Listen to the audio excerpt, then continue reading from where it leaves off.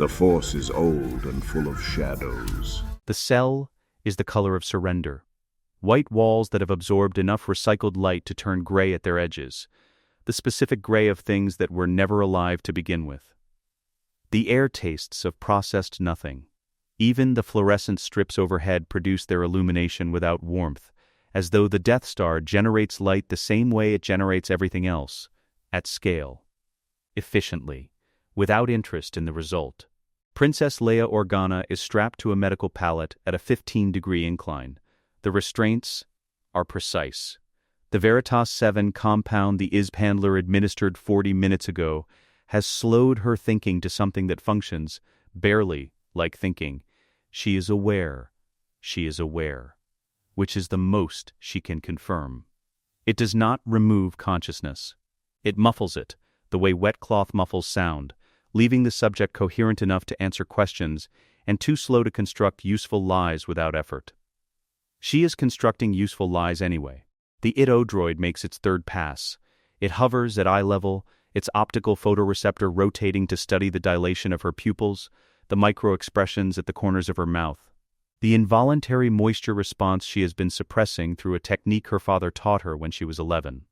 The droid's sonic array generates a subsonic frequency she can feel rather than hear, a pressure inside her skull, targeting the inner ear and the vagus nerve simultaneously, designed to produce disorientation and the persistent conviction that the room is smaller than it was a moment ago.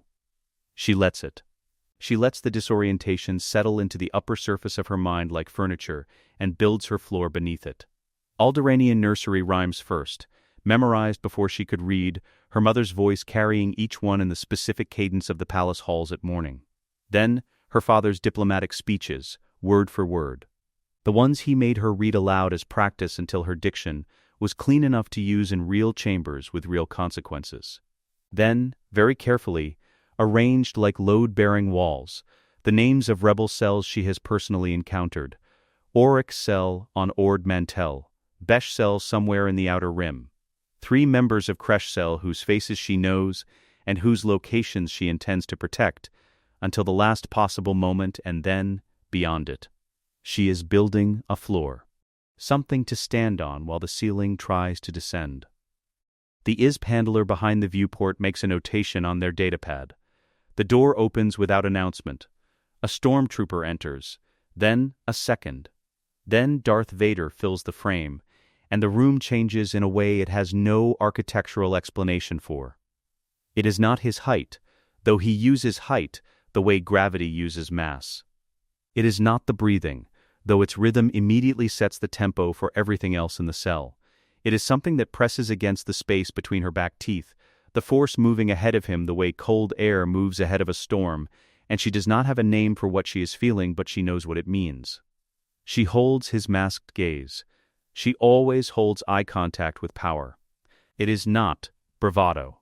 It is data collection. He surveys the cell, the ISB handler behind the viewport, the stormtroopers at the door, the droid operator at their station. Then he says 2 words, and the words carry a frequency beneath them that does not invite negotiation. Get out. The ISB handler takes a half-second longer than is advisable, running the calculation behind their eyes. Whether the thing being weighed is worth the price of naming it, and then files out. The stormtroopers follow. The droid operator follows. The door seals. The ITO droid continues its rotation until Vader looks at it, and it stops. Leia watches them file out. She does not understand yet why that is more frightening than the droid. In the canonical timeline, the ISB handlers remain throughout. The droid continues its work. Vader enters and conducts the probe in company, surrounded by Imperial witnesses and official record, and leaves having extracted nothing. He reports failure. The investigation moves elsewhere. In this timeline, the first deviation is this. He clears the room. It is a small choice. It changes everything. He steps forward, and the force moves differently, not outward, not as pressure against the room's surfaces, but inward, reaching, and the cold begins behind her eyes before she has time to decide what to do about it. The probe descends. She has read ISB debriefs of subjects who survived versions of this. She did not fully believe the language in them because it kept failing. every description eventually defaulting to metaphor, as though the direct experience was something words could circle without ever touching. She understands that failure now. It is not an intrusion the way a door kicked open is an intrusion. It is the way cold water is an intrusion when it reaches something warm, gradual first, then total. She floods the surface with everything she has built. The nursery rhymes, the speeches, the names arranged like walls. He pushes at them with the patience of something that has learned patience through suffering rather than discipline. She pushes back. Her father raised her to be psychologically unbreakable, trained her in the endurance of pressure as a skill no different from diplomatic protocol. The skill of remaining herself when everything external is working to make her something else. He pushes deeper, into Alderaan's stone and morning wind, the smell of the royal palace at first light, the distant sound of her mother's voice reading from a text she can no longer quite remember the title of. Her mindscape opens around his probe, like a country he does not have the maps for. Warm and textured and dense with the specific geography of a life built on love. He is searching for a narrow target, coordinates, a location, a name attached to a base. There is an architecture of emotion here that has nothing to do with those things, enormous and almost blinding, and it buries what he came for the way deep water buries what falls into it. He finds the wall. He does not pause. He stops. Not the calculated stillness of a man deciding how to address resistance, a stop that happens before the mind catches up to what the body already knows, the kind that bypasses decision entirely. The wall is not rebel training. It is not is-be psychological countermeasure. It is built from material that has no operational purpose in an interrogation cell and no logical reason to exist behind the eyes of a rebel prisoner who has never held a lightsaber. He knows its frequency the way a man knows the smell of a room he has not entered in 19 years, completely and without warning, and with no recourse to the knowing. Compassion made structural. Fury at power being used against the defenseless, not hot fury, the political kind, the kind that has been refined by years of watching harm done at scale and deciding to spend herself against it. A protectiveness so total it has become load-bearing, become the architecture of the person carrying it, invisible to her because it is simply what she is made of. He knows this. He spent 19 years learning to move around the perimeter of this specific emotional frequency, because every echo of it functioned like a nerve that had no business still transmitting. The mechanical hum of his life support drops into the space where it was, 4 notes. Not a recording, not a voice, something arriving from the direction of no speaker and no invited memory. Pitched slightly wrong, arriving as though from a room adjacent to this one in a building that was destroyed a long time ago. 4 notes of something he has not allowed to exist inside his mind in 19 years, incomplete, out of register, wrong in every parameter except the one that matters. He recognizes it. He withdraws. His control reasserts itself the way armor reasserts itself, automatically, without consulting him. He reaches back in, not for coordinates, for confirmation. The Force does not deal in conclusions. It offers sediment rather than event, a medical bay aboard a ship moving through deep space, 2 small forms wrapped in white, a man's large hands reaching down. Not his hands, he knows his own hands. Alderaan's green and blue seen through a porthole, the sound of a woman breathing in a rhythm that develops a wrong note and does not self-correct. He withdraws for the final time. The It-O droid comes apart from the inside without a sound. The 2 stormtroopers at the door are lifted and return to the floor before either of them has processed what is happening. The IS monitor behind the viewport, Vader extends his awareness through the Death Star's durasteel and ensures the man files no report. The security footage has been running on a loop since before he entered. He planned for this contingency without knowing what contingency he was planning for. He stands in the silence he has made. Leia has lost consciousness, the probe's aftermath, the body protecting what remains by shutting down what it can spare. She lies slack against the pallet's restraints, small and dark-haired and completely without the defenses that made her remarkable a few minutes ago. The mask has not functioned this poorly in 19 years. Inside it, behind all the architecture of damage and control and deliberate numbness, something has shifted position. Something that occupied a sealed chamber and was not supposed to move. He activates his comlink. His voice carries nothing that is not always present in his voice. The prisoner resisted the probe effectively. She will require time before the next session. Tarkin's response comes back crisp and faintly impatient, the voice of a man whose attention is already elsewhere. Very well, Lord Vader. See that the next session produces results. He closes the comlink. He looks at his daughter for a long time. The Force reaches outward, past the cell walls, past the detention block, through the Death Star's vast infrastructure. Somewhere in the docking bays, a Corellian freighter sits inside a tractor beam. He felt it arrive. He knows what it is carrying. He has perhaps 3 hours before whoever is aboard it reaches this level. He begins to move. Leia Organa ends this chapter on a medical pallet, classified as a resistant prisoner awaiting further interrogation. Scheduled for execution once the Death Star completes its operational demonstration. She does not know what passed between them in the Force. She does not know that her death sentence has just been silently revoked. She does not know that the man who revoked it is already walking toward the detention block's secondary transfer bay, moving faster than his measured stride usually permits. She does not know that her time on the Death Star is about to end before anyone can come to rescue her. The conference room smells of ambition and recycled air. Grand Moff Tarkin stands at the head of the table, because Tarkin always stands at the head of the table, even in rooms where the architecture did not intend one. The Imperial officers around him have arranged themselves in the careful geometry of men who understand that proximity to power is both a privilege and a liability, depending on the moment.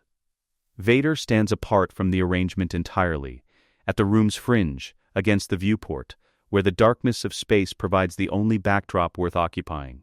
He is not listening to Tarkin's words. He has heard them already. The demonstration will proceed. The princess's refusal to yield under interrogation has accelerated the timeline. The Death Star needs a target before the political window closes, and Tarkin has decided that what the Emperor's new weapon requires, above all else, is an audience that believes in it. Vader is running different calculations. His options arrange themselves with the efficiency of a man who is trained to assess threats faster than threats can materialize. He could refuse the demonstration order. The grounds would need to be operational, structural risk, weapon system anomaly, and the fabrication would require time he does not have, and it would put him in direct conflict with Tarkin in a forum where Tarkin's authority is technically supported by the Emperor's own directive. It would invite inquiry. Inquiry leads to documentation. Documentation leads to questions about what happened in the interrogation suite that he cannot answer. He could reveal the reason. He does not pursue this option. It is not an option. He could stop the sequence before the command is given. There are 17 ways to accomplish this aboard the Death Star, ranging from direct sabotage of the superlaser's power coupling to a targeted systems failure in the primary firing control. All 17 create records. Records create witnesses. Witnesses are a resource he cannot manage at this scale without it becoming visible. Tarkin concludes his remarks. He looks at Vader with the particular expression of a man who expects approval and considers requesting it beneath him. Vader says nothing. The targeting sequence begins. He extends his awareness into the Death Star's infrastructure, the way a man extends a hand into a dark space he cannot see, carefully, precisely, mapping what he finds before he commits to touching it. The superlaser's focusing array is a mechanism of extraordinary refinement, multiple kyber crystals aligned in a configuration that took years of Imperial engineering to perfect, each one carrying a resonance in the Force that Vader can feel distinctly, the way a musician can hear individual notes in a chord. The alignment is exact. Every parameter is nominal. The weapon will perform as designed. He finds the focal matrix at the convergence point. He does not disrupt the crystals. Disruption would register on every instrument in the array and produce error readouts that 4 different monitoring officers would see simultaneously. What he does is smaller than disruption. It is a sustained, microscopic application of telekinetic pressure to one crystal's angle. The kind of work that requires more precision than tearing a ship apart and a fraction of the spectacle. The kind of work that, if he were not what he is, would be impossible. The physical cost is immediate and real and invisible. He does not move from his position against the viewport. His breathing does not change register. No officer in this room sees anything except Darth Vader being still, which is what Darth Vader often is. Tarkin gives the command. The superlaser fires. On every display surface in the conference room, the beam lances outward, a line of light that the instruments render in clinical data, while the viewport renders it in something closer to reality. It is enormous. It is moving at a velocity that makes distance meaningless. It is pointed at Alderaan, which hangs in the viewport as a planet hangs, suspended, patient, unaware, at the last fractional second, smaller than what any instrument aboard this station is calibrated to detect, smaller than the margin of error built into every measurement system in the Imperial fleet, the beam skews. Not much. Enough, it strikes Alderaan's primary moon. The moon ends. There is no word for what happens to a celestial body when a weapon of this magnitude addresses it directly. It does not explode in the visual language of conventional ordnance. It ceases, structure and mass and the geological record of billions of years of accumulated history, translated instantaneously into energy and debris. The shockwave that follows reaches Alderaan in seconds. It hits the atmosphere like a hand pressing flat against a surface, hard enough to register on every seismological instrument on the planet simultaneously. Billions of people experience a moment they will spend the rest of their lives failing to adequately describe, and then they survive it. In the conference room, the silence lasts exactly half a second. Then Tarkin's face does something. It is a small movement involving almost no musculature, a controlled thing, the product of decades of learning to respond to catastrophic information in rooms where responses are recorded. But Vader has spent years reading faces through the Force. And what he reads in this half-second is a man whose understanding of what just happened has arrived before his response to it has. Vader speaks first. A jamming signal, he says. His voice is precisely calibrated, informational, not defensive, carrying the specific register of a superior officer delivering a technical assessment. Transmitted from the prisoner's holding cell at the moment of discharge, it interfered with the targeting matrix during the final alignment cycle. He continues for 90 seconds. The technical explanation is detailed and internally consistent. It names specific systems by their correct designations. It describes the interference pattern in terms that correspond accurately to the kind of variance a jamming signal of sufficient power could theoretically produce in a focal matrix under active charge. The ISB agents who could contradict him are no longer available for comment. The security footage from the relevant period of time shows nothing that would contradict the account. Because the footage shows nothing at all, a 40-minute loop seamless, the one remaining witness to the relevant window of time is Tarkin. Who was in this room? Watching the same displays Vader is now describing.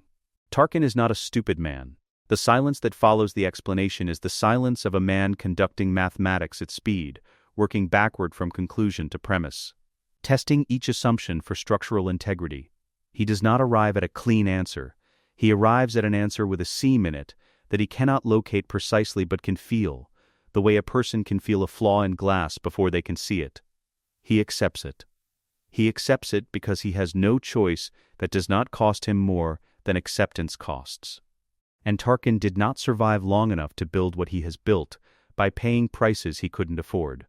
A most unfortunate malfunction, Tarkin says. The prisoner will be held for further interrogation pending weapon system review. Agreed. Vader says. I have already arranged her transfer. A fractional pause from Tarkin. Transfer?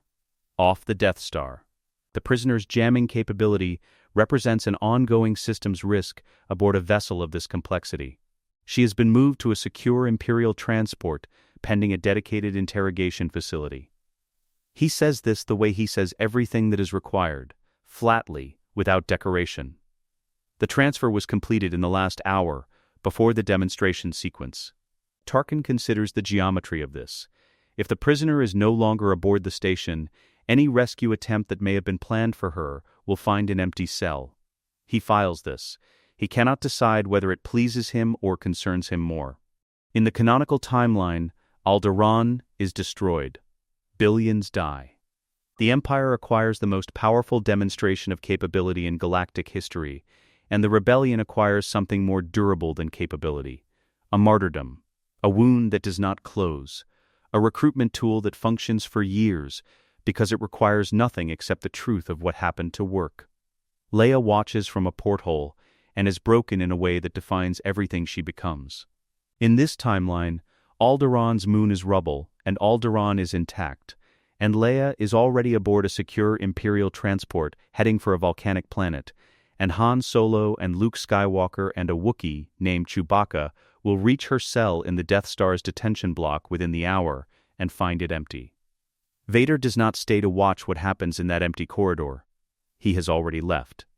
Tarkin requests a private word when the officers have filed out. He does not make it sound like a request.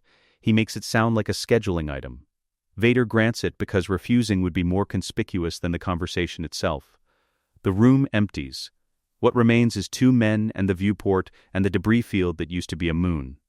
Tarkin does not accuse. Tarkin is many things, but he is not suicidal. What he does instead is observe, with the precise, unhurried delivery of a man who has been filing observations his entire career and knows exactly how to present them without technically making a claim.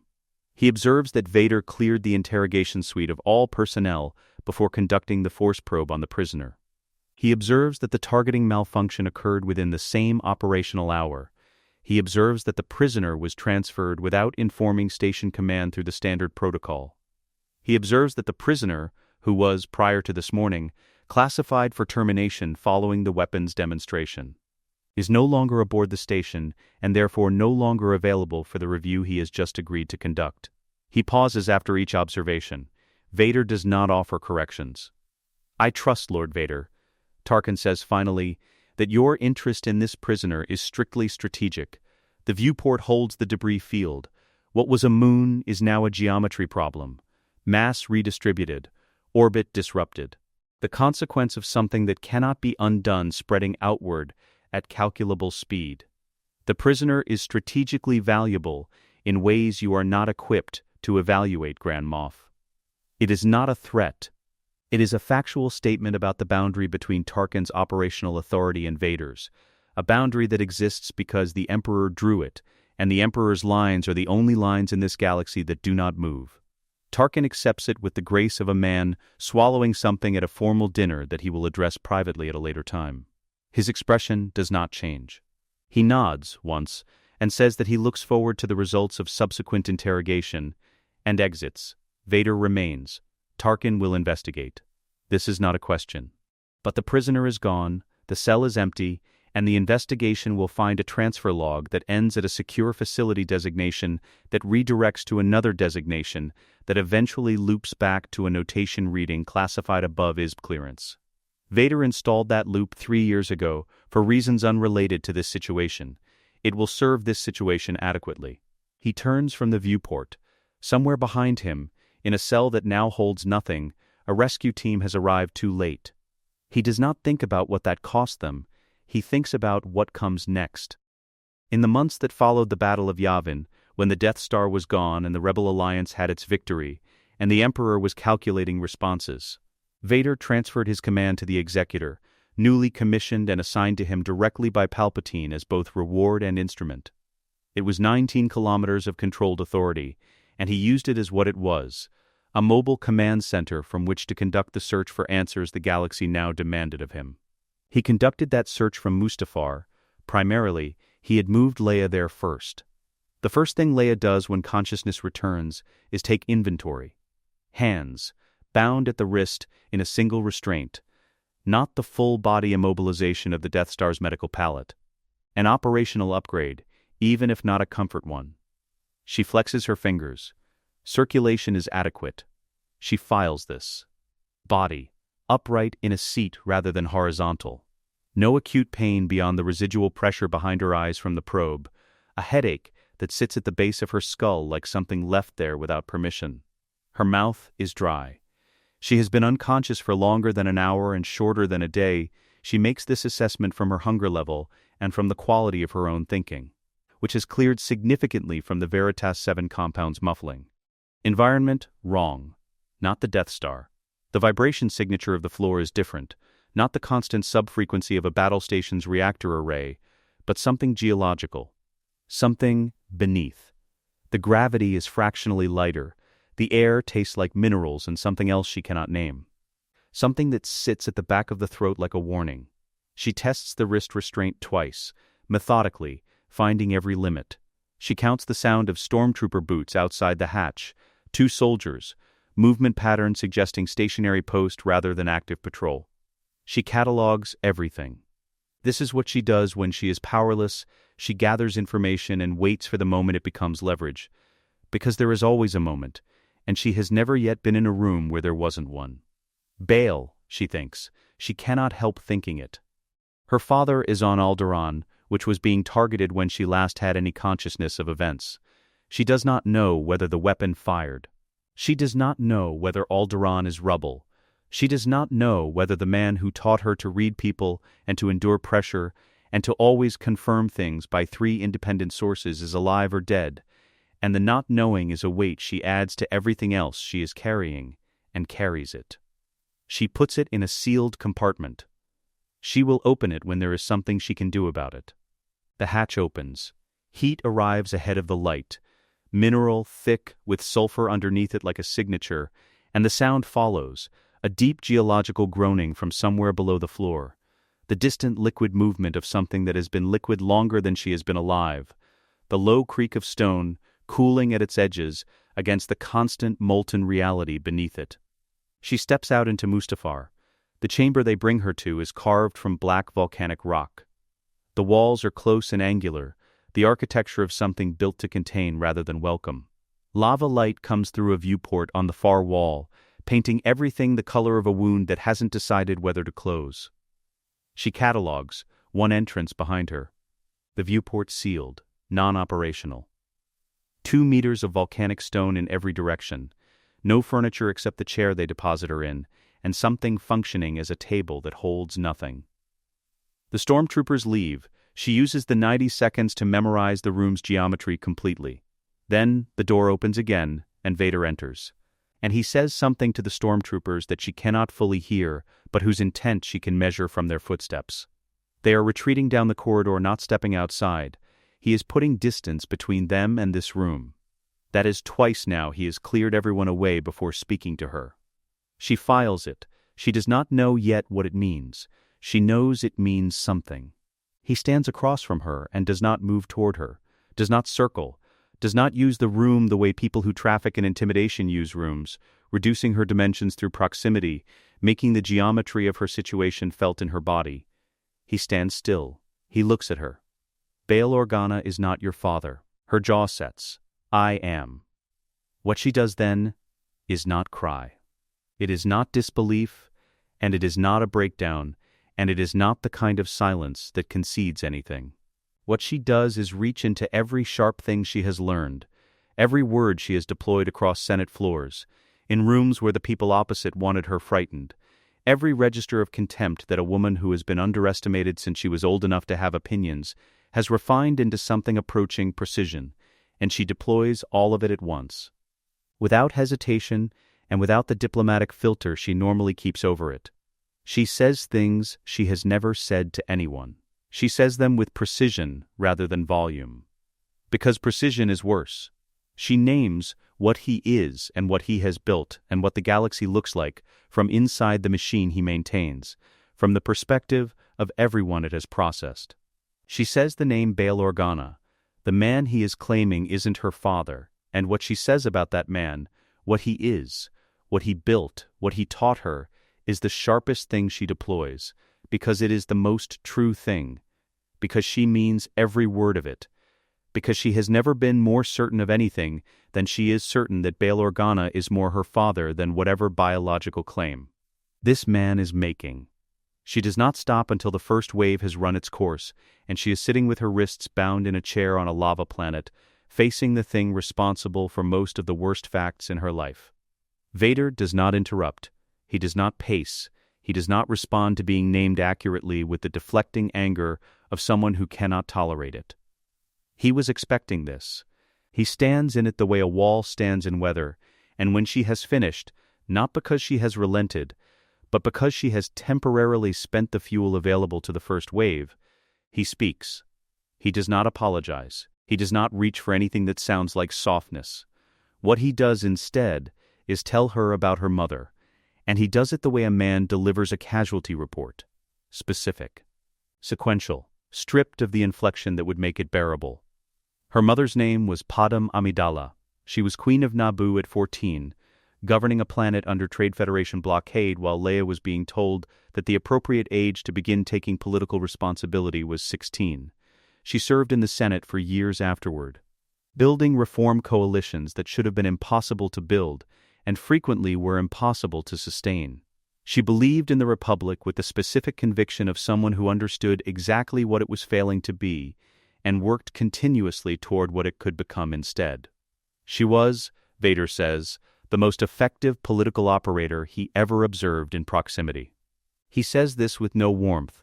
Warmth is not available to him when he is this close to these facts. He tells her what he destroyed. He does not reach for passive construction to create distance from his own actions. He tells her what he did. He tells her what happened at the end. The clinical delivery is more devastating than grief would have been. There is no performance in it. The struggle to stand in proximity to these facts is real, and it presents as calm, because Darth Vader's calm and Darth Vader's agony occupy identical space from the outside of the mask, and she has no instrument yet to distinguish between them. She is listening. She is listening because the information is new, and information is always leverage, and she cannot afford not to collect it, even now. Even here. Even from this source. In the canonical timeline, Leia learns the truth of her parentage from Luke, years from now, after she has privately suspected it long enough that the confirmation has something to land on. She absorbs it with the grace of someone who has already done most of the grieving in the dark. She has frameworks. Distance, time in this timeline, she is receiving these facts from the man himself, in a volcanic chamber, days after her planet was targeted by a superweapon whose outcome she does not yet know, with her wrists bound and Bail Organa's fate sitting in a sealed compartment she cannot open. She has no frameworks. What she has is calculation. Even during the revelation, especially during the revelation, she is identifying how this information can be used. He stops speaking. The room holds the sound of cooling stone and distant lava and his breathing, which does not change register regardless of what he is saying. Then he makes his offer. He will protect Alderaan. Not only from the Death Star's demonstration, from every Imperial instrument that could be pointed at it, every punitive campaign, every administrative pressure the Empire applies to systems it wishes to make compliant. He will shield the rebellion from the Emperor's direct attention, not end the pursuit, which is not within his operational authority to promise, but contain it, slow it. Create breathing room where currently there is none. He will do these things. In exchange, she trains. She learns what she is. She becomes the thing she has been since before she was born and has never been permitted to name. Because Bail Organa needed a senator, and the rebellion needed a princess, and neither of them asked what else she might be. He frames it as an offer. She identifies immediately that it is not, that he cannot compel her cooperation in the Force, that training requires consent in a way that imprisonment does not, and that his leverage is therefore positive rather than negative. He is not threatening what he will do if she refuses. He is offering what he will provide if she agrees. She notes the distinction because the distinction is structural. She is quiet for a long time. Alderaan, she says. He waits. I watch the Death Star arm. I know what a superweapon demonstration looks like, and I know what the timeline for one is. Before I agree to anything, before I consider anything, I need to know whether I'm bargaining from a position that still has something in it worth protecting. He reaches to the table's surface. A holographic feed opens above it. Alderaan hangs in it, green and blue and intact, its weather systems moving in their ordinary patterns, its cities lit against their coastlines, its population living through the ordinary catastrophe of having survived something they cannot yet explain. The primary moon sits at the frame's edge as a debris field, rubble where something used to be, the permanent record of what the weapon almost did and what it didn't. She looks at it for a long time. Bail is alive. The thought arrives with a force, she does not let reach her face. Her father is alive, on that planet, in those cities, and he does not know where she is or what happened to her after the Death Star fired and the rescue team found nothing and the Falcon flew away without her. He will not know for a very long time. Something moves behind her eyes. She does not let it reach her face. "I'll listen," she says. "That's all I'm agreeing to. That is sufficient," Vader says. "For now." She came into this room, a prisoner scheduled for execution. She leaves it as someone Darth Vader is negotiating with. The power differential between them has not changed by a single degree. Everything else has. The Force does not make her wait. This is the first thing Vader notices and does not say.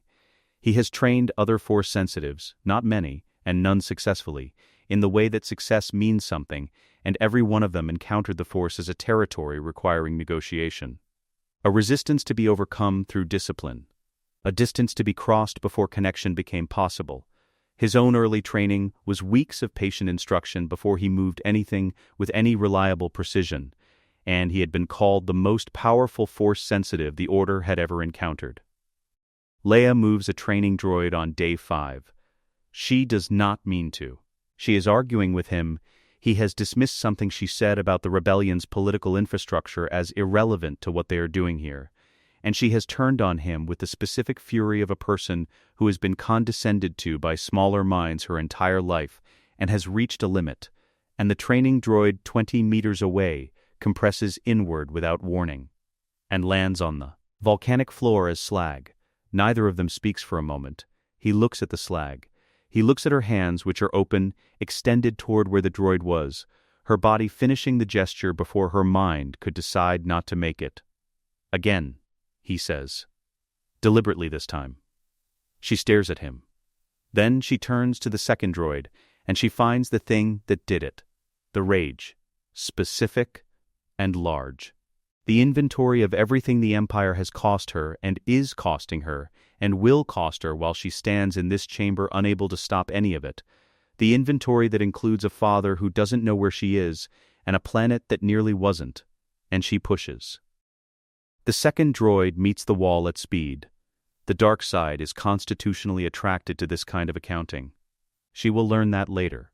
For now, she registers only that the Force moves toward her the way fire moves toward oxygen, without hesitation, without requiring introduction. Month 3. He gives her a lightsaber. It belonged to a dead Inquisitor. She will learn this eventually, piece together what the Inquisitorius is, and what he is building her toward within its structure. The Inquisitors are not Sith. They are dark side Force users, Imperial agents and Jedi hunters, operating below the Rule of Two's threshold. The blade is red, the crystal already bled, and when she holds the hilt for the first time, she feels something underneath the red that the red is sitting on top of. A wrongness. The original color suppressed. The Force's memory of it still present in the crystal's structure, like a cry heard through stone. She holds it for a long time. Then she ignites it. They train. He is precise with her and not gentle, which she respects more than gentleness would be. Gentleness would suggest he thought she needed managing. He doesn't hold back. She bleeds from her forearm on day 2 of saber work and on day 11 and again on day 20, and each time she notes the location, identifies what she did wrong, corrects it. She is fast in a way his style cannot fully account for. He fights with mass and certainty, the hammer, the wall, the overwhelming commitment of someone who learned to fight before he learned to feel doubt. She moves around his power rather than meeting it. She finds the path of least resistance to the most efficient conclusion, and she takes it, every time, without the ego investment that makes most fighters predictable. He watches her spar against training remotes and notes, with something that is not quite discomfort, that she moves through opposition the way Padem moved through political spaces, seeking the line of least resistance to the outcome she had already decided on before anyone else entered the room. The observation costs him something. He does not tell her.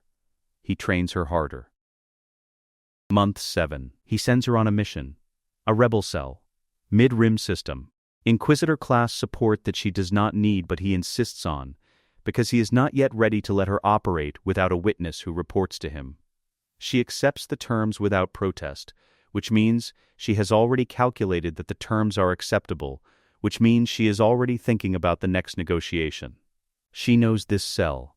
She does not tell him that. She learned long ago that information disclosed is leverage surrendered, and this information is hers to carry. She knows two people in it by name. She knew their faces before she knew their operational designations, in the time when she was a different person making different choices in the same body. She thinks briefly about Bail, about what these people would think, seeing her here, doing this. She files it in the sealed compartment and proceeds. She does the job. She is efficient and surgical, and there is no cruelty in it, no excess, no punishment beyond what the mission parameters require. She is exactly as destructive as she needs to be, and not 1 degree more. This is a choice. She is making it consciously, in real time, as a line she is drawing and intends to hold. On the transport back, she opens a comm channel to the executor. "This is not who I am," she says. "I'm doing this because of what you're keeping safe. The day that stops being true is the day I stop." Silence, then. "I understand." And he does. She can hear it. Not warmth. Vader does not traffic in warmth, but recognition. A Leia who has kept herself intact is more valuable than a Leia he could take apart and reassemble. She is not useful to him broken. She is only useful to him as the specific person she is, making the specific choices only she can make. This is the most dangerous moment in their relationship so far. Not because he threatened her, because he understood her. When a monster begins to find you legible, something has changed in the distance between you, and you cannot always tell which direction the change moved. Month 10. He presents her with the armor. Black, close-fitted, angular at the shoulders and forearms, it suggests the Inquisitor aesthetic without reproducing it exactly. She puts it on in a training room on Mustafar while the lava light moves through the viewport and turns everything the color it always turns. The helmet seals. Her voice comes out lower, modulated, carrying no inflection that is recognizable as hers. She looks at the viewport, sees herself. Not Princess Leia Organa, not the senator's daughter, not the face on rebel wanted lists. Not Bail Organa's child who disappeared into the Empire and left him not knowing. She sees a black angular shape that tells the room nothing about who is inside it, and she understands immediately and without sentiment that this is what operational survival requires, and she accepts it.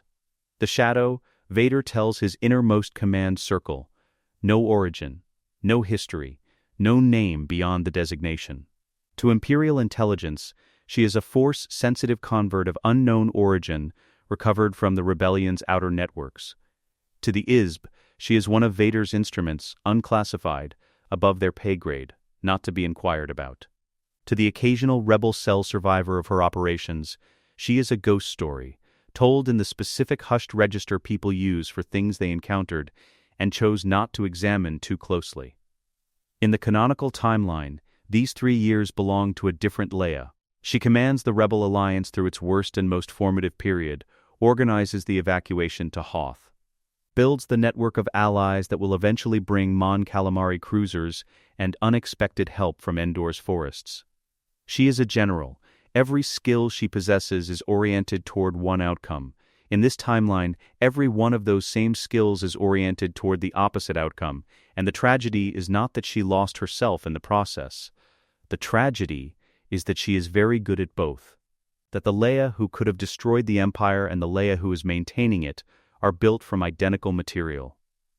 Year 2. The questions begin. Palpatine contacts Vader at their monthly interval, which is not a scheduled briefing, but presents as one, the Emperor's administrative patience extending across light years. His interest in granular operational detail functioning as both management and threat assessment simultaneously. His questions are framed as administrative. They are surveillance. He notes disruptions in the Force's ambient flow in Vader's operational vicinity. He cannot identify a source. Not yet, not at this range, not without directing more of his attention toward it than he has so far committed. But the disruptions are consistent, and the Emperor finds consistency interesting. He asks, with the specific warmth of someone who has made patience into a weapon, whether Vader's pursuit of rebel remnants is producing results commensurate with the resources being allocated. Vader deflects efficiently. He has been deflecting efficiently his entire life, but the problem Vader cannot deflect is Leia herself, who grows more capable every month and therefore harder to conceal. Masking her Force signature is not a static effort, it requires continuous active work, sustained pressure against a resistance that compounds as her power expands. He began masking a significant but manageable presence. He is now masking something considerably larger, and it grows weekly, and the effort required grows with it. He calculates. He estimates he has a year before Palpatine's patience runs out of patience with itself and produces a directed inquiry. A directed inquiry will produce the truth. The timeline is closing. He does not tell Leia this. What he tells her, in the Executor's training bay in the second year's final months, is to train harder, because there is less time than there was and more at stake than he originally calculated. She trains harder. She does not ask what changed. She already knows how to read when a negotiating position is degrading, and she has been reading his for months. She files it. She waits for the moment when the information becomes leverage. She is always waiting for that moment. It is the one habit she brought with her from her previous life intact, and it is going to matter more than anything else she learned in this one. The Snow World has no name in any Imperial registry that matters. It appears in Rebel Supply Network documentation as a waypoint, a cache site on a route between two systems that Imperial logistics never prioritized because the planet produces nothing worth taxing. The Alliance has been using it for 18 months. Leia knows this because she helped design the route. She dismissed the Inquisitor-class backup before entering the system. Backup means witnesses. Witnesses mean documentation, and this particular operation is not going to produce the kind of documentation she wants routed through official channels. She moves through the supply depot alone, and the rebels inside it scatter the way small animals scatter when something enters a space that was not built for what just walked in, not from cowardice, but from accurate threat assessment. The shadow moves through them with the efficiency of someone who has stopped apologizing for what she is, who has learned that the economy of force that leaves people alive is more useful than the alternative, and they scatter and she lets them go, because they are not why she is here. One of them doesn't scatter. He stands at the far end of the depot, between two supply crates that are going to offer him no cover against anything she might choose to do, and he assesses her the way she is assessing him, quickly, precisely, with the specific stillness of someone whose instincts are telling them to hold rather than run. He is young. He is not afraid, which is either bravery or the particular confidence of someone whose connection to something larger than himself makes fear feel beside the point. He ignites his lightsaber. Blue blade, the color of what she used to be. She maps him in the first 20 seconds. He is good. She registers this without sentiment. It is operational data. And operational data informs tactical decision rather than personal response. He moves with instinct rather than trained technique, his body responding to the Force's guidance rather than to the drilled muscle memory of someone who learned to fight from a master over years.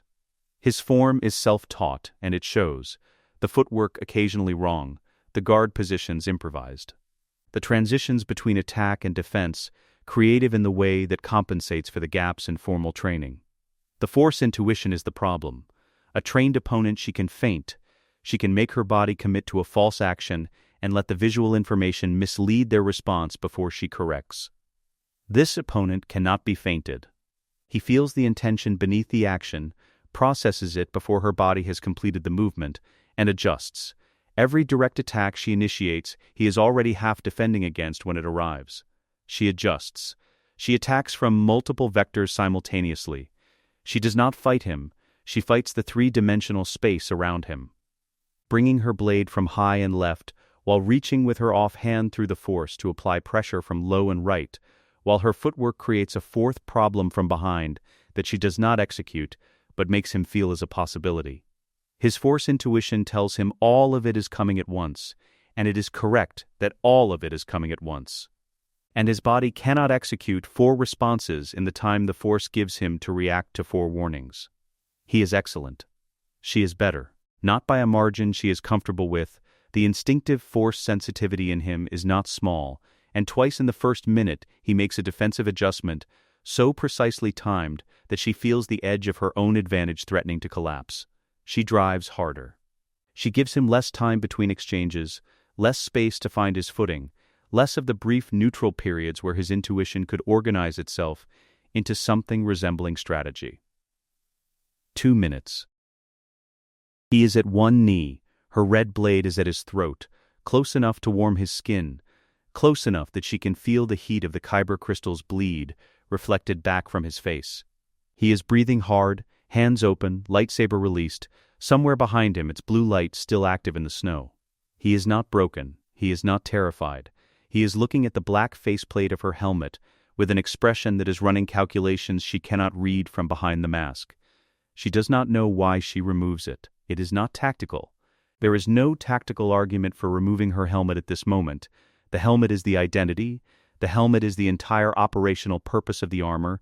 The helmet is the reason she can function in Imperial space without her face ending everything she has built over 3 years. She knows this. She removes it anyway, and she will be angry at herself about it later. But the force between her and the man kneeling in the snow is doing something she has no framework to resist. The mirror frequency she has been feeling across the mid-rim for weeks now collapsed suddenly to 0 distance, and she needed to see his face. She sees it. Luke Skywalker looks up at her. His expression cycles through something in the span of a single second. Recognition first. The kind you can only get from wanted lists and mission briefings, and 3 years of an alliance mourning an absence it cannot explain. He knows exactly who she is. He has known her face since before he knew her name was gone from the network she built, and the face he is looking at now is the face from those briefings, older by 3 years, framed by the angular shoulder lines of Imperial armor. There is no fear. There is grief, clean and specific, the grief of someone looking at a loss they had already processed looking back at them, and proving the processing was premature. And there is something else, something that sits underneath the grief, and the recognition, and the tactical assessment. He is still running even on one knee in the snow. She feels it the same moment she sees it, the force doing it simultaneously from both directions. A door she didn't know existed opening to reveal a mirror made from the same material she is made from, oriented in the opposite direction. Leia, he says. Not a question. Her name, said the way you say a name when the saying of it is the entire sentence. She cannot kill him. She examines this with the part of her mind that examines everything, the clinical instrument she has been developing since before she was old enough to know she was developing it, and what the examination produces is not a reason or a rationale or a failure of commitment. What it produces is the simple structural fact: she cannot. The force between them has done something that her operational training has no category for, and the category it most closely resembles is the one she does not have a name for yet. She stuns him. The shot is precise, she is always precise, and he drops without drama, his lightsaber's blue light dying in the snow beside him. She calls in the transport. On the transport, in the hold, she sits with Luke Skywalker unconscious on the deck, and she does the thing she always does when something doesn't fit her frameworks. She runs through every explanation she has until she finds the one that fits or runs out of explanations. She runs out of explanations. The mirror frequency is not a force-sensitive connection to another force user.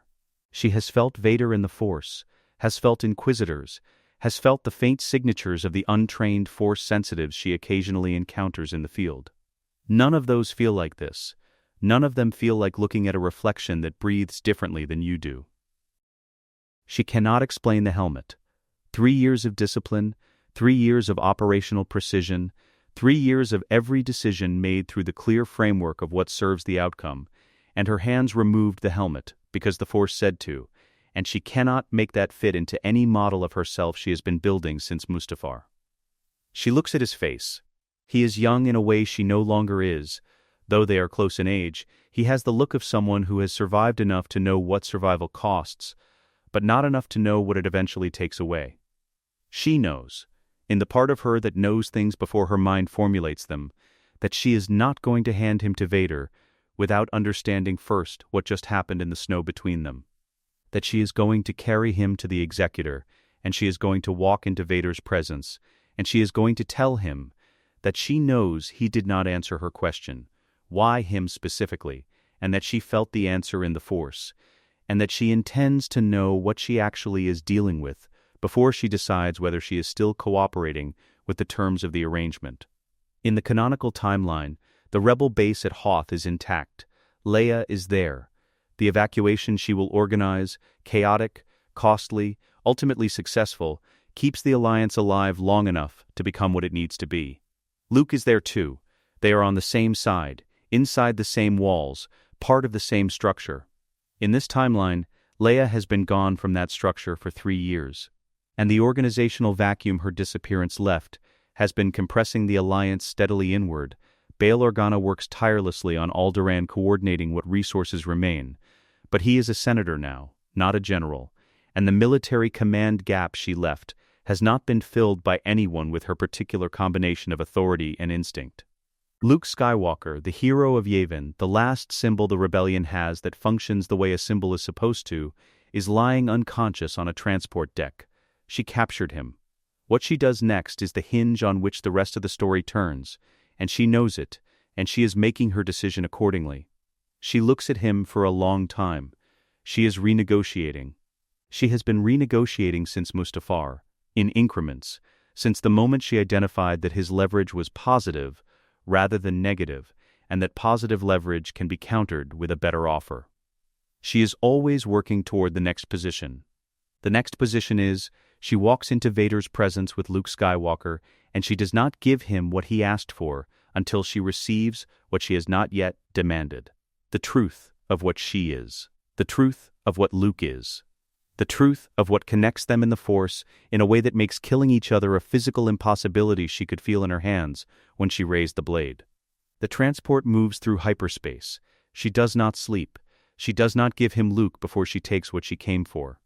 This is how she begins the meeting, not with the transport codes for the hold where Luke is being kept, not with the operational report of the intercept, but with a silence that she holds across the briefing room table until Vader understands that the silence is structural, that it will not end until she decides to end it.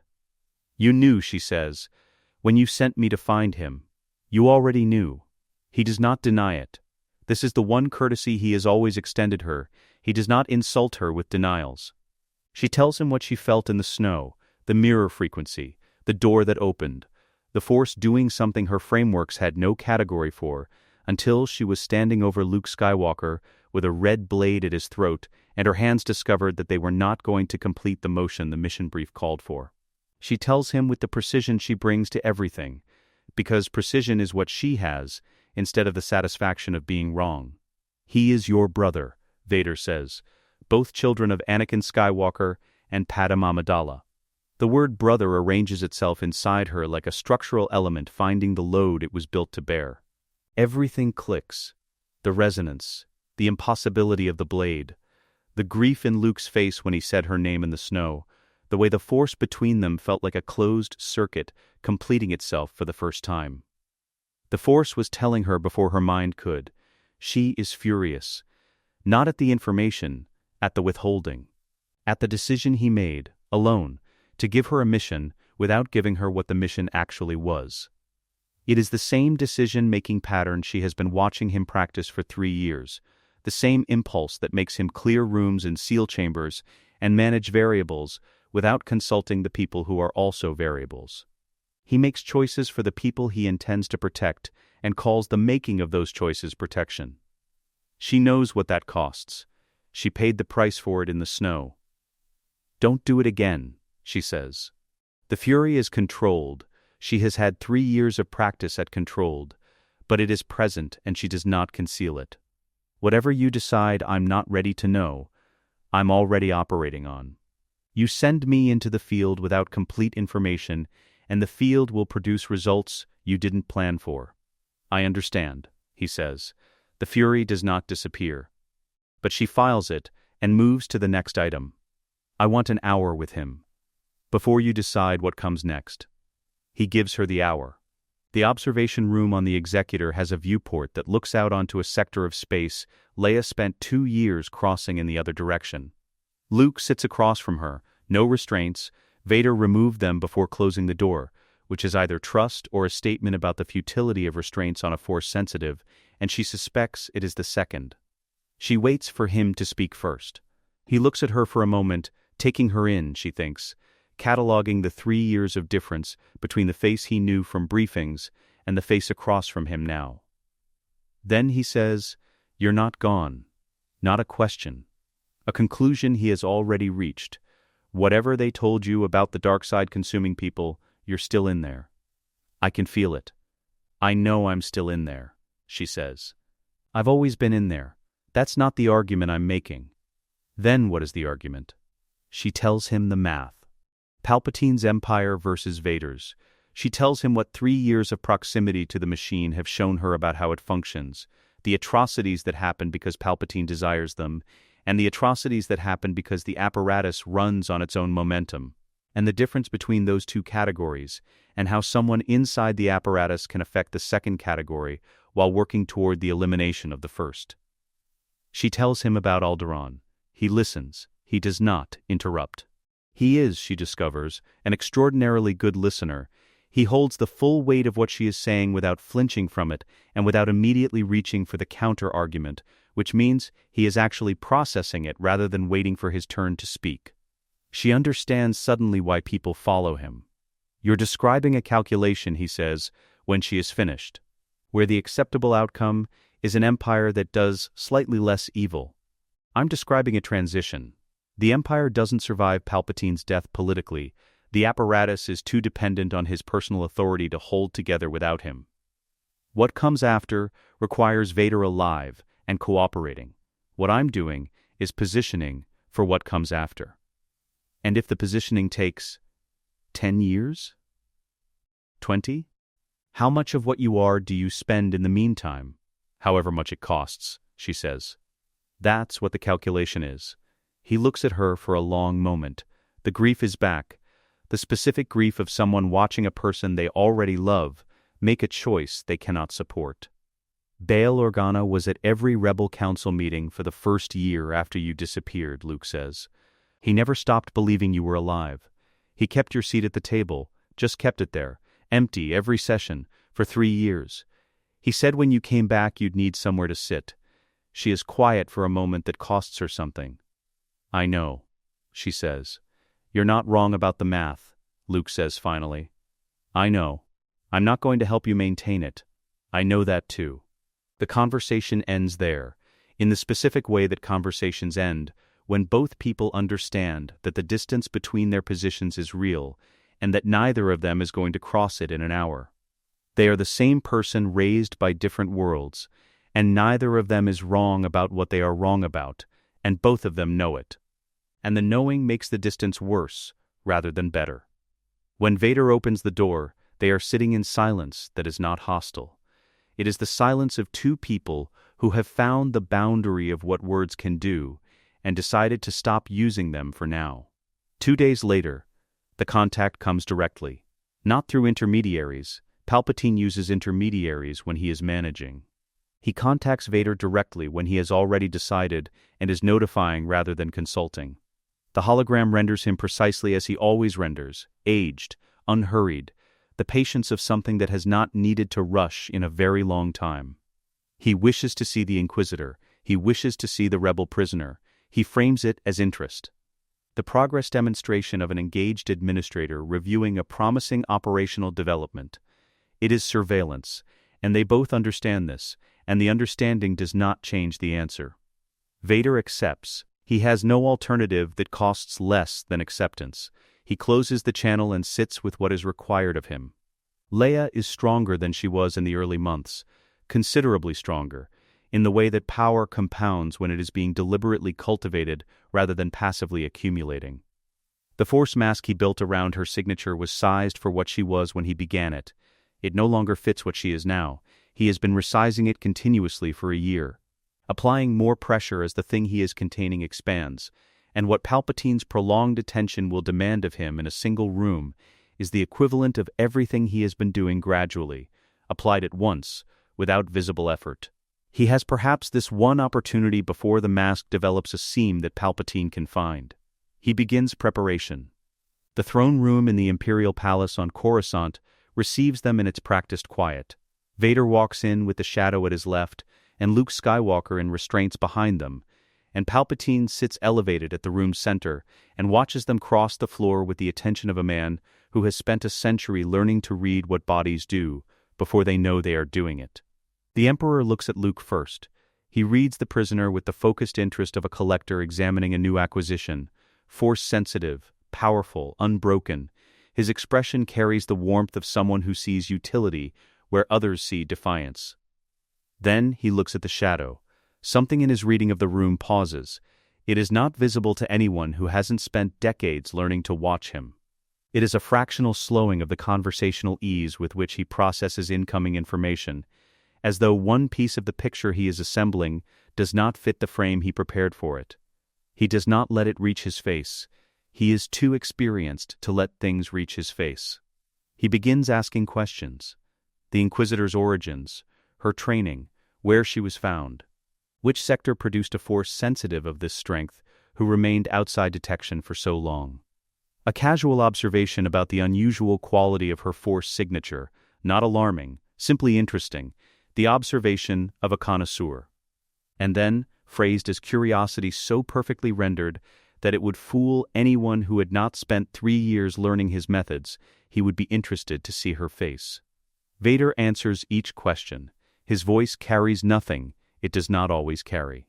He is doing 3 things simultaneously, maintaining the force mask around Leia at a level of effort that is costing him in ways he will feel for days afterward, managing his own emotional response to Palpatine's gaze moving across Leia's armored form, and performing the theater of the loyal subordinate who has brought his Emperor a gift and expects appreciation rather than investigation. Palpatine listens to the answers. He does not pursue the helmet question when Vader redirects it. He is patient. He does not need the answer today. In canonical Roch, it is Luke who stands in this throne room, brought before the Emperor as a surrendered prisoner, a gambit built on faith that his father's goodness still exists somewhere under the damage. It is a scene about belief and sacrifice, about what love is willing to risk on an unverifiable premise. In this timeline, it is Leia in the throne room, not as a sacrificial piece, but as a weapon that Palpatine does not know he is standing next to. The faith here is not in a father's goodness, it is in the math. It is in the calculation that proximity to the Emperor without his knowledge is an advantage that will eventually become an opportunity, and that an opportunity is all she has ever needed. Palpatine's smile arrives the way his smiles always arrive, complete, warm, carrying nothing it should be trusted to carry. "You have been busy, Lord Vader," he says. "I look forward to seeing what this new instrument of yours can do. The room's temperature does not change. It feels colder anyway." Vader says that the Emperor's interest is an honor, in the voice he uses for statements that are required rather than true, and the audience ends, and they file out of the throne room with Luke's restraints and Leia's faceplate, and the force mask that Vader has been holding under extraordinary pressure for 40 minutes and will not release until they are 3 levels away from Palpatine's presence. She waits until they are in the corridor. Then she says, quietly, he knows something is wrong. "Yes," Vader says. "How long?" He considers the accurate answer against the useful one and decides that she has been making decisions based on incomplete information for long enough. "Not long," he says. "We move soon." She goes to him the morning the ISB report crosses her operational feed. She has access to more of the Executor's intelligence infrastructure than Vader officially sanctioned. She acquired it incrementally across 2 years, the way she acquires everything, through the accumulation of small permissions that each seemed reasonable in isolation. The ISB report is flagged at a classification level she should not be able to read and reads easily. Palpatine's office has tasked an inquiry team with reconstructing the Shadow's operational history from external evidence, mission sites, witness accounts from surviving rebel assets, force-sensitive detection reports from systems she passed through. It is not casual interest. It is an investigation with a conclusion already selected and resources committed to reaching it. They have perhaps 3 weeks before the inquiry team produces something Palpatine can use. She goes to Vader's command suite and she does not knock, because knocking implies the possibility of being told to wait, and she is done waiting. She says, "It's time." We can't wait. He turns from the viewport. He is in full armor. He is always in full armor. There is no version of him she has ever encountered that isn't encased, and he looks at her with the stillness that is his version of processing. She holds the silence until he speaks. He does not agree. This is the moment she did not plan for, because she planned for every other moment in their arrangement, mapped every likely response to every proposal she anticipated bringing him. And she did not plan for this one because she did not believe it was possible. He has been moving toward the confrontation with Palpatine for 20 years in various forms. He has spent 3 years building toward it specifically, training her, positioning the pieces, maintaining the Force mask at increasing cost. The mathematics of when have been resolved for months. He does not agree. He does not pace. He does not perform consideration.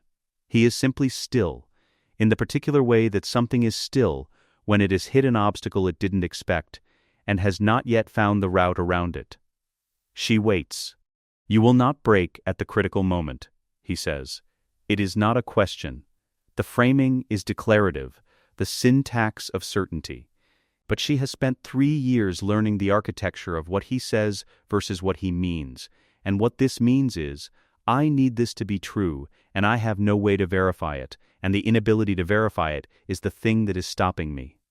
She understands what he is actually asking, what he cannot ask directly because he does not have language for it, not the vocabulary of vulnerability, not the grammar of fear as something other than tactical information.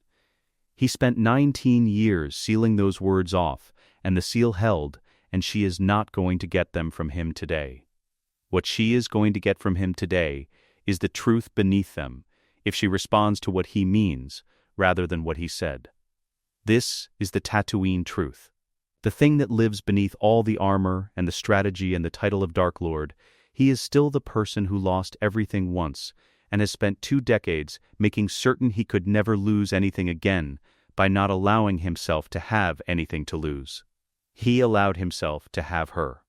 And the allowing has become a terror that walks with the same gait as control. I've already broken things you don't know about, she says. In the field, things that cost me and that I paid and didn't report because they were mine to carry. The question isn't whether I'm capable of breaking. The question is whether I break the right ones at the right time. He is listening. She continues. Stop trying to protect me from the plan. You've been doing it since Mustafar, giving me the mission but not the full brief, giving me the truth but not all of it at once, managing what I can handle as if the managing is the same thing as the protecting. It isn't. An instrument you manage is a variable you control. A partner you brief completely is a variable you can trust. You need the second one for this, and you've been building the first one, and I am telling you they are not the same. The silence afterward is different from the silence before. She can feel the difference, has learned to read his silences at the granular level.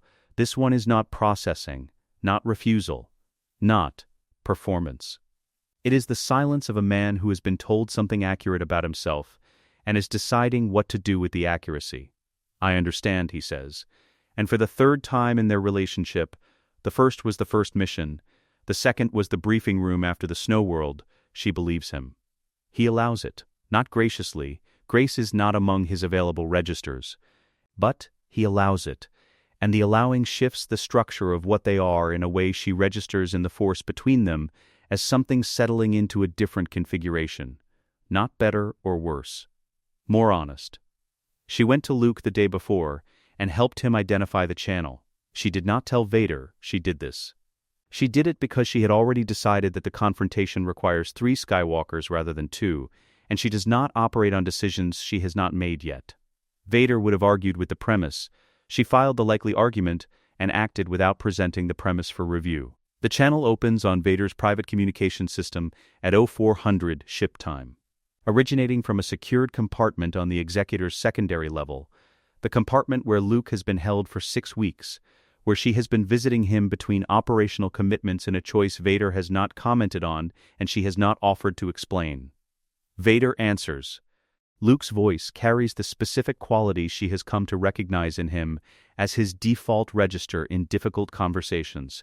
Clear, unhurried, carrying conviction without volume.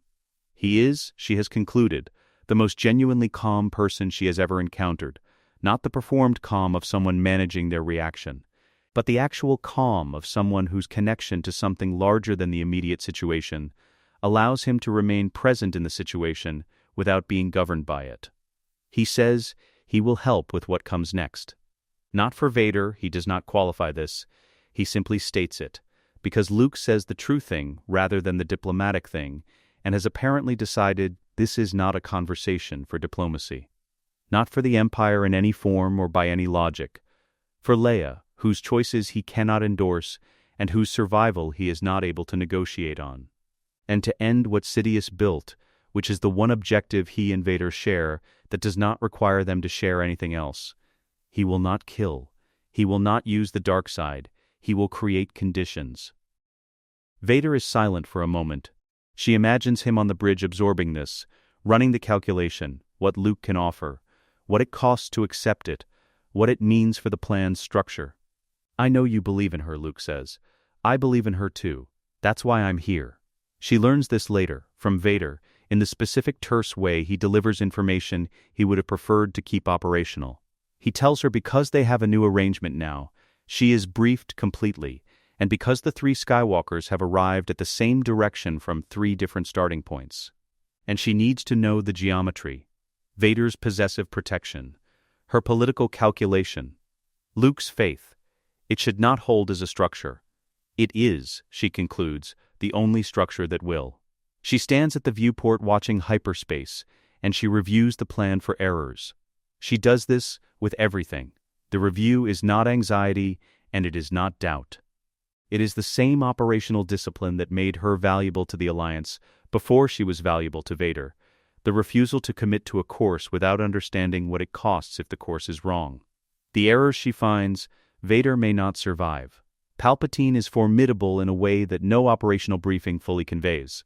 She has been in the same room as him once, and the experience of his attention moving across her was the closest she has come in 3 years to something she could not manage through calculation.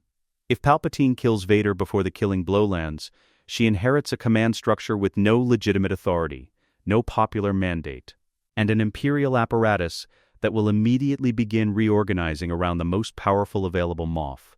She has thought about what that produces. It produces warlordism.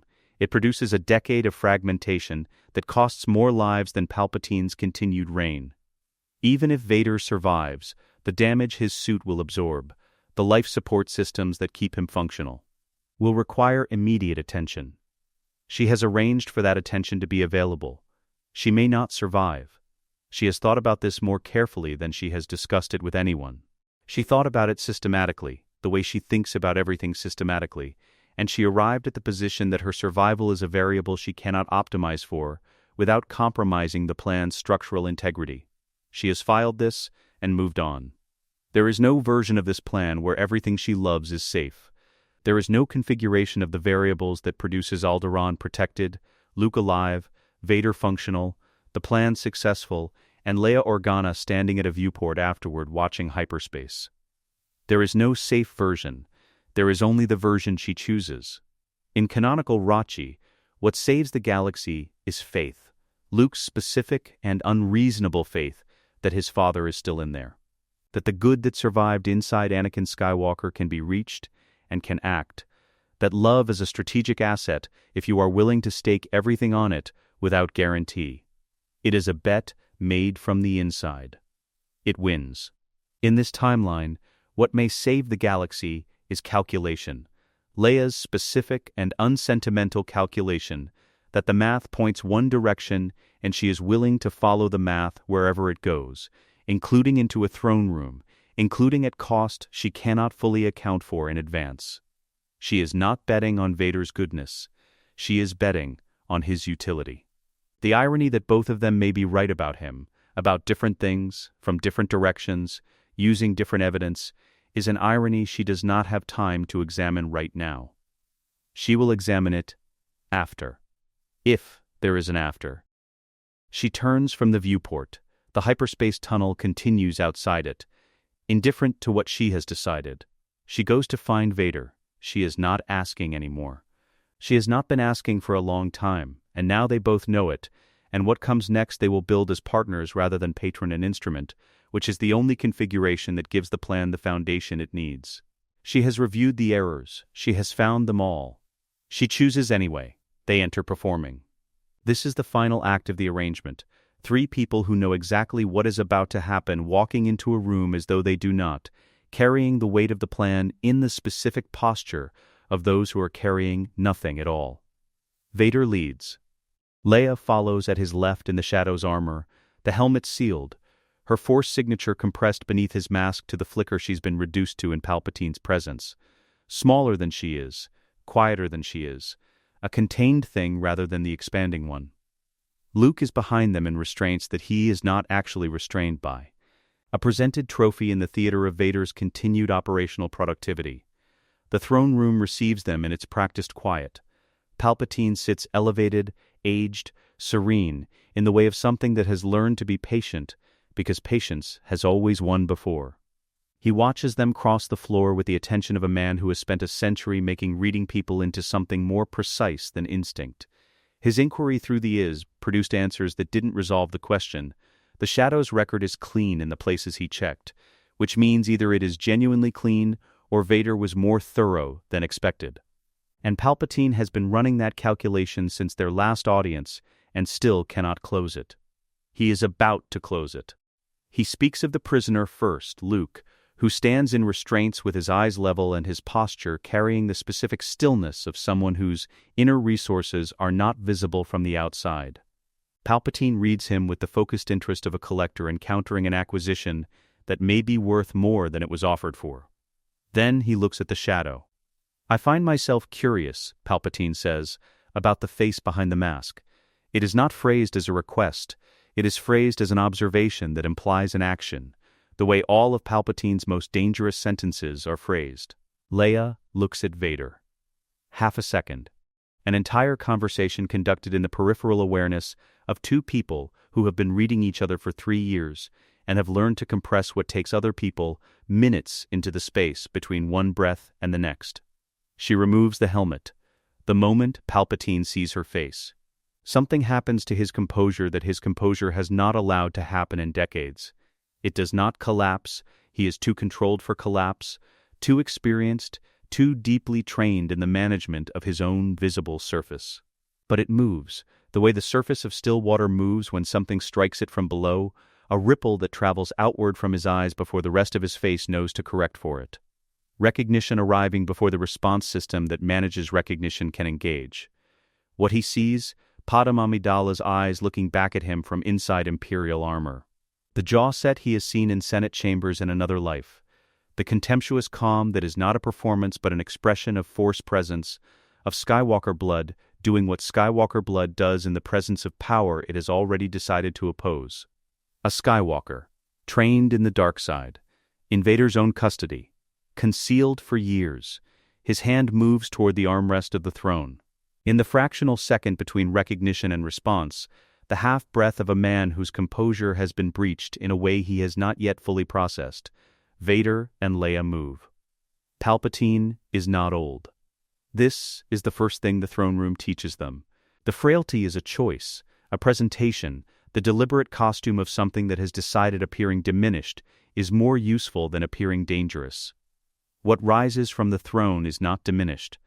What rises from the throne has been preparing for exactly this class of threat since before either of his opponents were born. And it rises with the speed of something that has been conserving its energy for a very long time. Force lightning erupts in both directions simultaneously. It finds Vader first, the greater physical threat, the anchoring mass of the combined assault, and Vader takes it. His armor absorbs it, was built to absorb it. The suit that has been both his prison and his survival for 19 years, functioning now as the lightning rod it was always capable of being. The current runs through him. It costs him. The systems in his armor begin registering damage in cascading sequence, life support, motor assist, sensory feed. He stays functional. He does not move from where he is standing. Leia moves from the left. She does not fight Palpatine the way a Sith would fight him, the direct assault, power meeting power, wall against wall. She fights the way she has always fought, finding the line of least resistance to the conclusion she has already decided on, attacking from the angle where the defense is thinnest. Making herself a current rather than a force that can be deflected. He deflects walls. He cannot deflect water. She is at his flank before his response to Vader's absorption has finished propagating, her red blade finding the angle that his robe said wouldn't be there, and is. He moves. He is fast. Genuinely, startlingly fast. The body beneath the costume of age, carrying speed that age should have taken from it, and hasn't.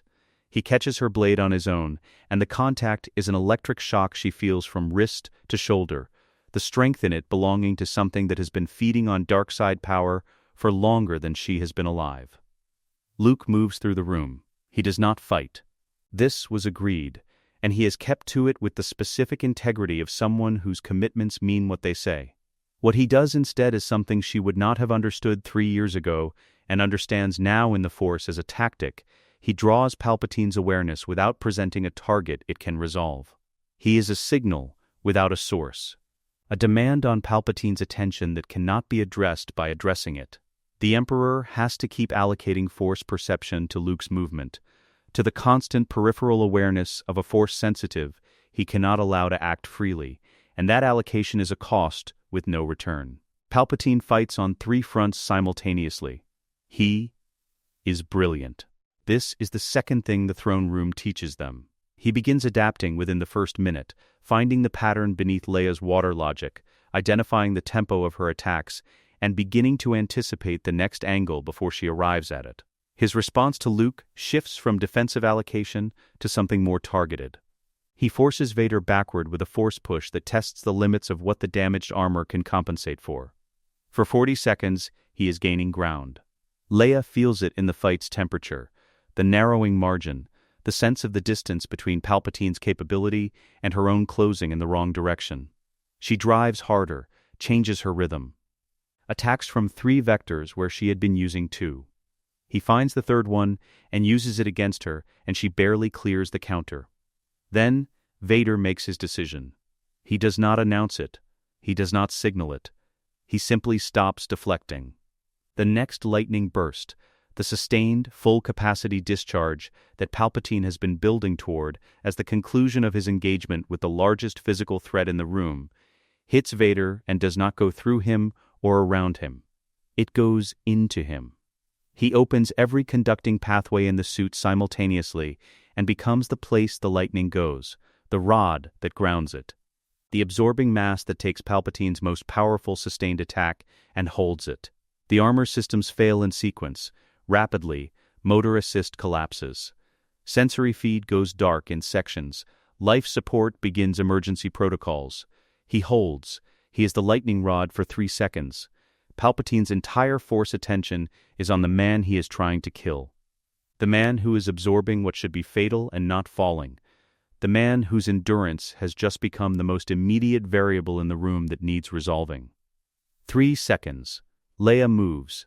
She finds the angle that 3 years of training at full intensity and the entire weight of what she is built toward produces when it is given 3 seconds of Palpatine's attention pointed elsewhere.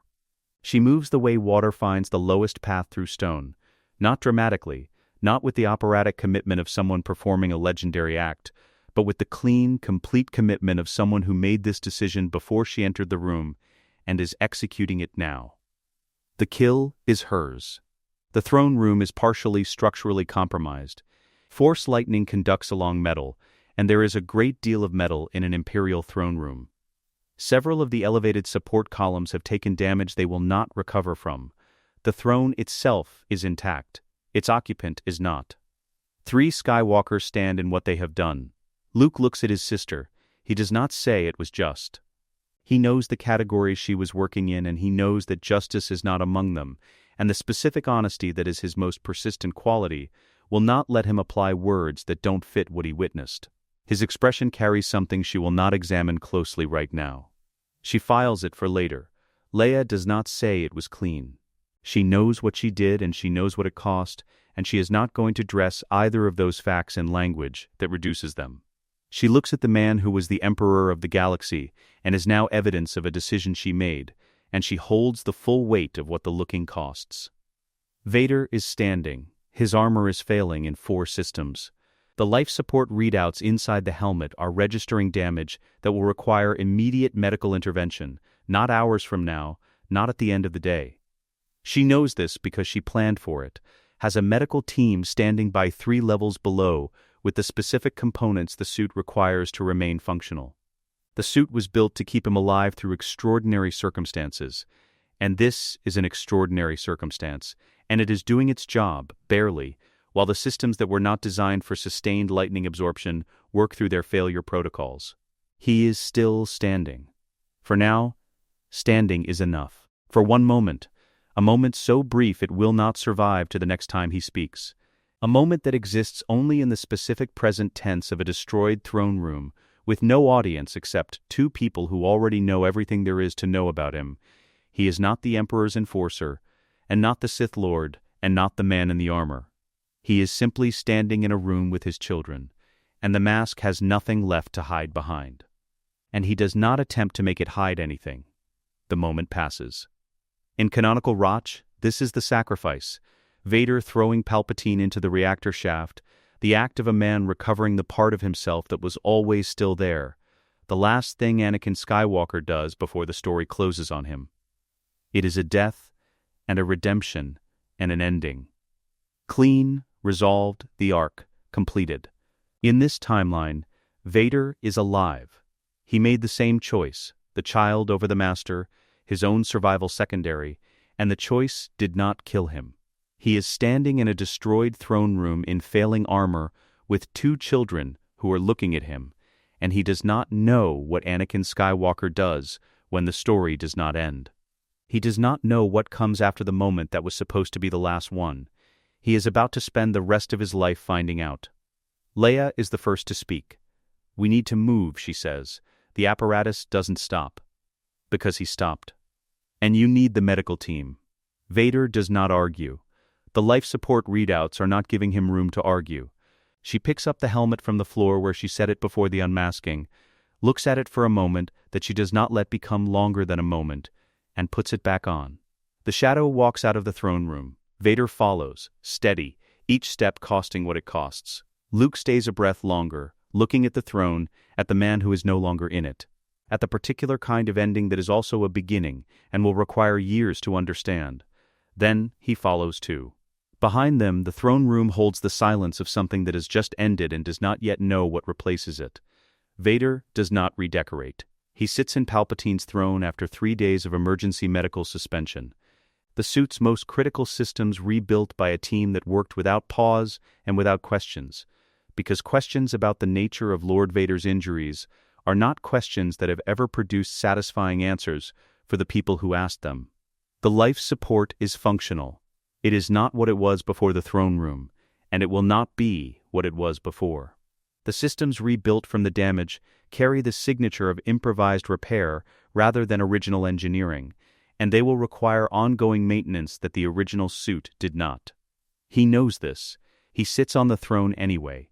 He does not transform the room around it, does not remove the red guards, does not change the architecture, does not perform the theater of a man who has arrived at his destination and wishes to mark the arrival. He is not interested in theater. He is interested in the power, and the power is now his, and the apparatus that carries it does not require new furniture to understand who is giving orders. The announcement to the Imperial Senate and the Moffs takes 40 minutes. It is precise, brief, and offers no invitation for response. Palpatine died. The Empire continues. Command transfers to Lord Vader. The machinery of 30,000 systems and uncountable billions receives a new directive and continues functioning, because this is what Palpatine always understood about what he had built. Empires are self-continuing. The institution outlasts the man. The man only needs to be replaced. Vader calls Leia in when the announcement is complete. He tells her what he wants her to do.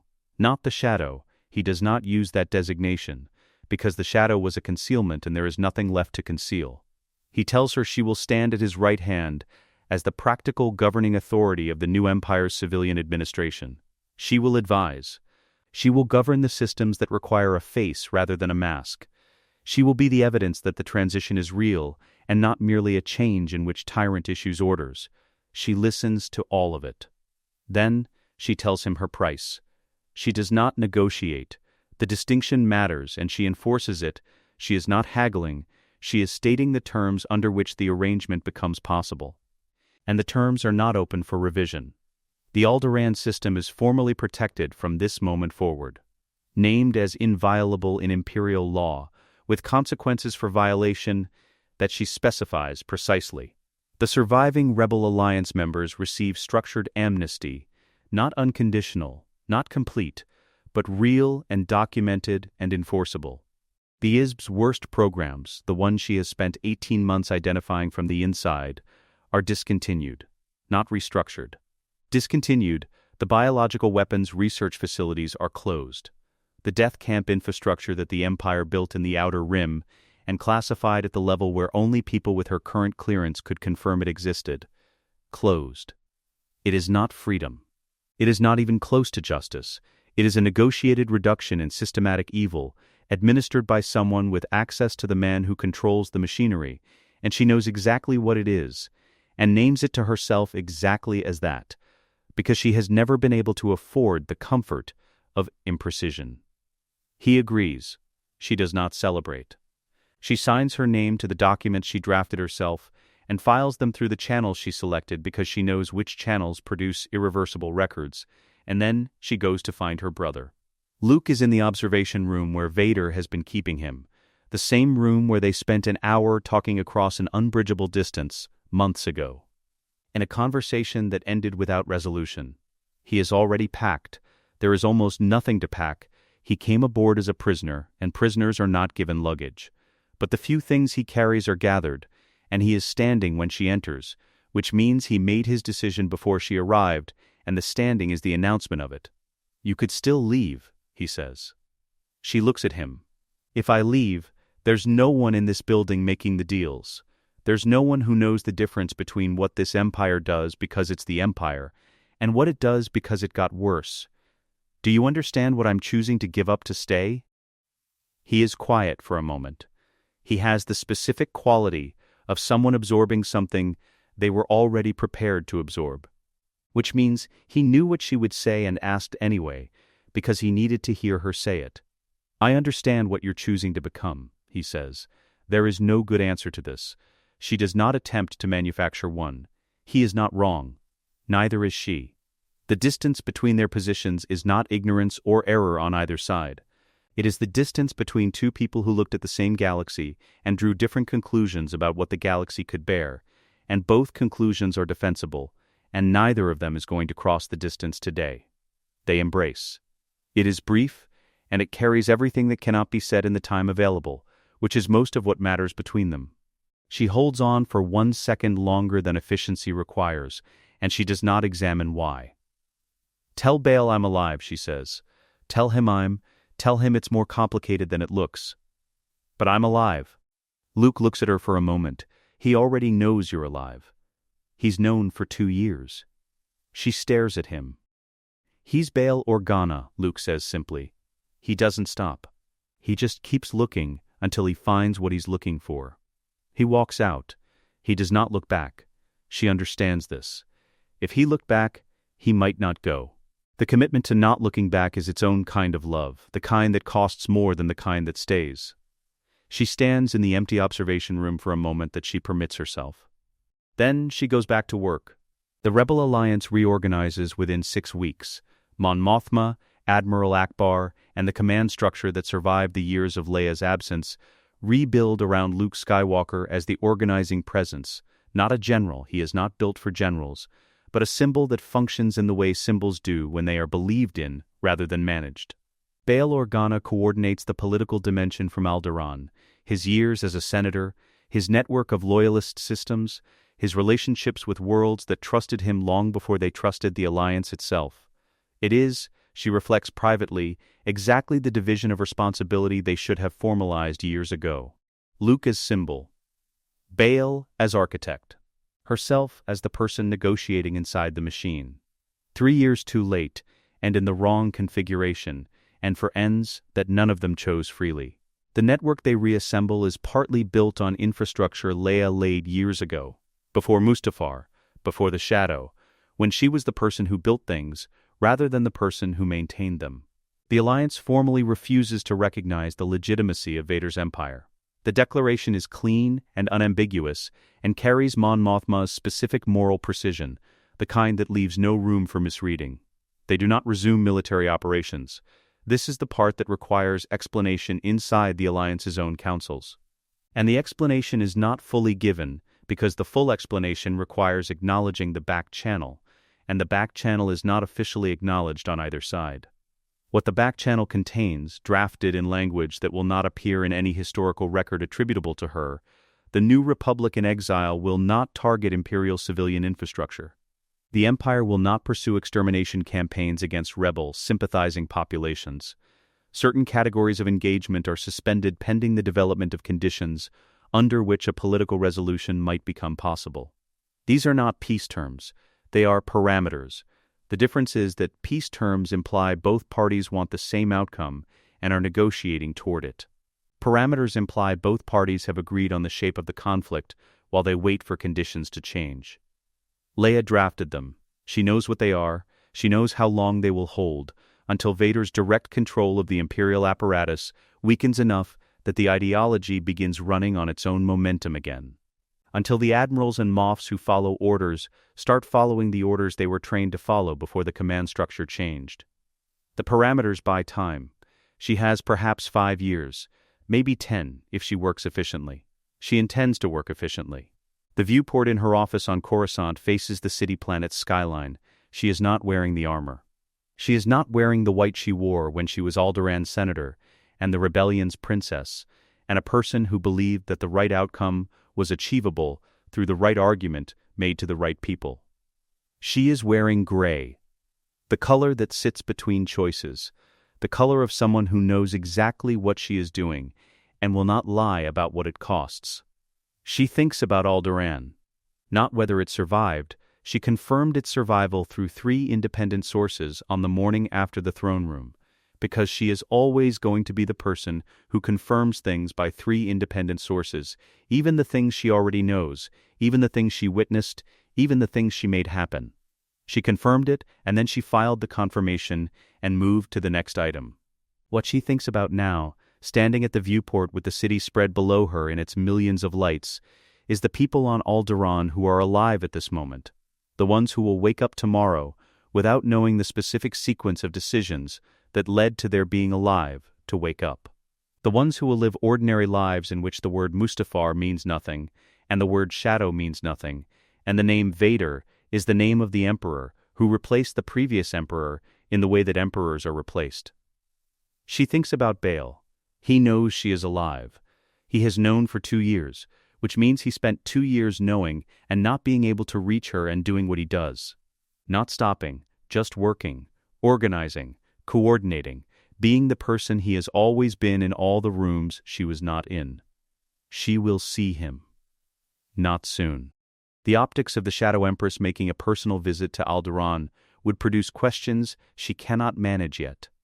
But eventually, when the parameters are stable enough to survive the scrutiny, she thinks about the rebellion she would have led. The one that existed in the timeline where the Death Star's targeting matrix held and Alderaan did not, and she was the woman who organized the evacuation from Hoth, and built the fleet, and stood on a forest moon watching fire in the sky, and believing it meant something was over. She allows herself to think about that Leia for exactly as long as it takes to understand what that Leia would have cost, and what this one cost instead, and that both of those prices were paid in the same currency, even if the items purchased are different. She thinks about Luke, somewhere in the galaxy doing what he believes in. She turns from the viewport. In the canonical timeline, they burned Vader on a pyre on Endor. Anakin Skywalker's face emerged from beneath the mask in the last moments, and the story closed on it, the damage acknowledged, the return completed, the arc resolved. He died as himself. In this timeline, Anakin Skywalker is alive. He is seated on a throne built from everything he ever broke. In a galaxy he helped ruin, and is now responsible for governing, with failing life support systems that require maintenance schedules the original suit was never designed to need, and the daughter he spent 20 years becoming a monster to protect is the only reason the arrangement makes structural sense. He is not at peace. He is not redeemed. He is the Emperor of the galaxy, and he does not know what Anakin Skywalker does when the story does not end with his death, when there is no pyre, when the morning comes and the work continues, and he is still here inside the armor that was always supposed to be his coffin. He is learning. They both are. This is the Shadow Princess saga. There is a full day's work waiting. There is always a full day's work waiting, and she has never been the kind of person who stands at viewports when there is work. She goes. Let us know what you'd like to see next. The end.